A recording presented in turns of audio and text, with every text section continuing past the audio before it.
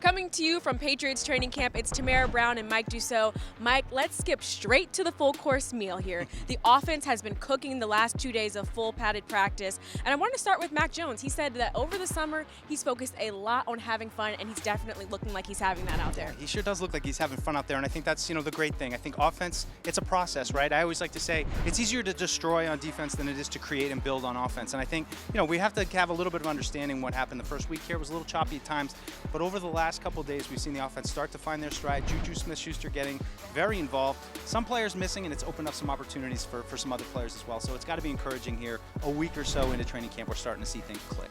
You mentioned some players missing. Tyquan Thornton has been limited, so Demario Douglas, or as Pop Shada, as Mac Jones liked to say, has had a lot of reps with the ones. What is your take on him so far? I mean, he's been really involved. You don't want to, get too overly hyped about a sixth-round rookie at this point. We've done that before, and you get burned by it. But so far, he's been very involved. You mentioned Tyquan Thornton. He's been down on the lower fields doing some conditioning work. So it's opened up opportunities for him, and not only him, but Kayshon Boutte too. The last couple days had a couple catches with Mac Jones, so I think he's starting to come on a little bit. Certainly something the Patriots need with those young receivers. Moving on to the Patriots defense, Mike, when you look at them and their work since pads have come on, what's been something that stood out to you? The physicality. I mean, we saw some tackling to the ground today. I mean, there's some big guys out there. We know how experienced they all are. A bunch of veterans on that side of the ball.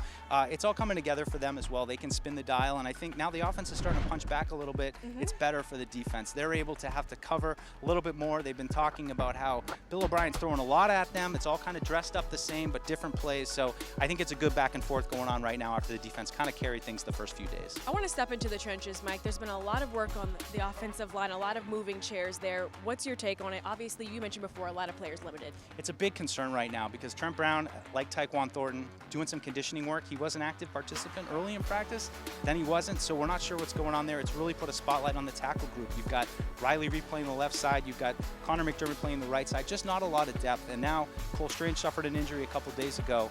That has also knocked their depth. So they're going through a lot of things, trying out a lot of things. It's just a little bit disconcerting at this point in camp to kind of already be tapping that offensive line depth. So hopefully they get healthy soon. I hope so too, Mike. And for Mike Dussault and Tamara Brown, that's it for this training camp YouTube recap. Stay tuned for more coverage on Patriots.com.